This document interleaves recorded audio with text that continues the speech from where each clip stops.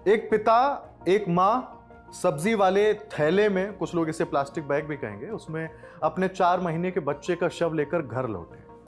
उनका आरोप है कि अस्पताल ने उन्हें बच्चे का शव ले जाने के लिए शव वाहन नहीं उपलब्ध कराया। अब कल्पना कीजिए उस तस्वीर की कि प्लास्टिक बैग में बच्चे का शव।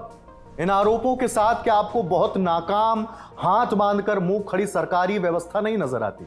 नहीं नजर आता सरकारी दावों का खोखलापन, जिसमें राज्य के हर नागरिक की बेहतरी का सरकारें वादा पीटती हैं। यह खबर झारखंड के पश्चिमी सिंहभूम जिले की है। वही झारखंड जहां के स्वास्थ्य मंत्री ने हिजाब विवाद के बाद डॉक्टर नुसरत परवीन को नौकरी ऑफर की थी, वो महिला डॉक्टर जिनका बिहार के मुख्यमंत्री नीतीश कुमार ने हिजाब खींच दिया था। अब स्वास्थ्य मंत्री के उस ऑफर पर नजर डालिए जो उन्होंने डॉक्टर को दिया था। मंत्री जी के मुताबिक डॉक्टर नुसरत परवीन को झारखंड में नौकरी ज्वाइन करने पर 3 लाख रुपए का मासिक वेतन, सरकारी नौकरी, मनचाही पोस्टिंग, सरकारी फ्लैट, पूर्ण सुरक्षा और सम्मानजनक कार्य वातावरण दिया जाएगा। वही झारखंड जहां एक दंपति का आरोप है कि उन्हें अस्पताल से बच्चे का शव ले जाने के लिए शव वाहन नहीं दिया गया। इंडियन एक्सप्रेस की रिपोर्ट के मुताबिक 19 दिसंबर को चाईबासा के नजदीक बालाबारी जोड़ी गांव के रहने वाले हो आदिवासी समुदाय के डिम्बा चातुम्बा और उनकी पत्नी रायबारी से अस्पताल के कुछ लोगों ने कहा, बच्चे का शव सब्जी की थैली में लेकर चले जाओ। डिम्बा ने बताया कि महीने की शुरुआत में बच्चे को तेज बुखार आया था, उसने खाना छोड़ दिया था। तब स्थानीय स्वास्थ्य कर्मियों की सलाह पर बच्चे को एम्बुलेंस से अस्पताल पहुंचाया गया। इलाज चला, लेकिन 19 दिसंबर को सदर अस्पताल में इलाज के दौरान बच्चे की मौत हो गई।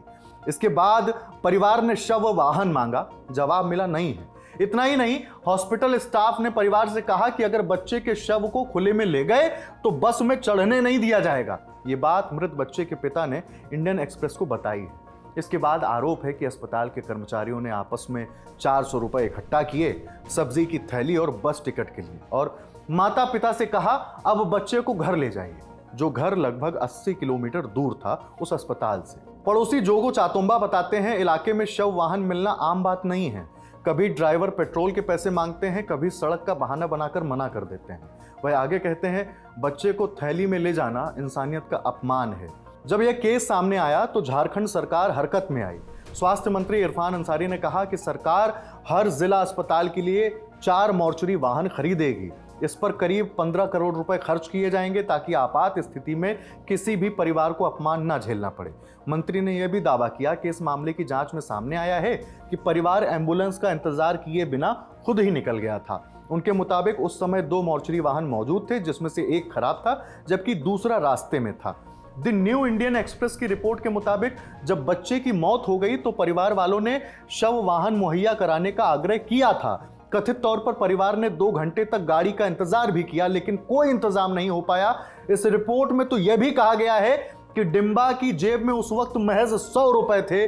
जब वह इंतजार करते करते थक गए तो उन्होंने नजदीक की एक दुकान से 20 रुपए का प्लास्टिक बैग खरीदा, फिर बेटे को शव को उसमें रख लिया। एक अन्य मरीज के साथ मौजूद अटेंडेंट ने नाम न छापने की शर्त पर कहा है कि जो बचे हुए पैसे थे उनसे डिम्बा ने चाईबासा से नुआ मुंडी को जाने वाली बस का किराया दिया और पॉलिथीन में शव रखकर यात्रा की। ढोल ताशों के साथ चुनावी जीत का जश्न मनाने वालों, हेल्थ सिस्टम में बैठे ऊंचे ओहदेदारों, प्लीज इस हकीकत के सामने खड़े होकर अपनी नाकामी पर 2 मिनट का मौन जरूर रख लो। नमस्ते।